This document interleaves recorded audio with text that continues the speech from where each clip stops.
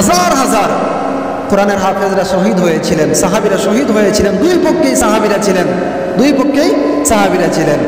ওই যুদ্ধের মধ্যে আলী এবং মুয়াবিয়ার মধ্যে সমাধানের জন্য বিচার যখন শুরু হলো যে আলী রাদিয়াল্লাহু তাআলা আনহু আর আমিরে মুয়াবিয়ার মধ্যে এই যুদ্ধটা সমাধানের জন্য একদল যারা হযরতে আলীর মহব্বতের ছিল, আহলে বায়াতের প্রেমিক, তারা বলল যে না, আলী হলেন আহলে বায়াত, আলী হলেন মা ফাতেমার স্বামী, আলী হলেন হাসান হুসাইনের বাবা, আলীর সাথে মুয়াবিয়ার বিচার হতে পারে না। আর মানুষ আলী আর মুয়াবিয়ার কি বিচার করবে? আলী মুয়াবিয়ার বিচার মানুষ কি করবে? আমরা বিচার তো করবেন আল্লাহ, বিচার করবেন কে? আল্লাহ। আলীর বিচার মানুষ কি করবে? ইনিল হুকমু ইল্লা লিল্লাহ, আল্লাহ ব্যতীত আর কারো হুকুমকে আমরা গ্রহণ করব না। এই কথা বলে একদল বেরিয়ে গেল, আলীর নামে স্লোগান দিয়ে দিয়ে চলে গেল।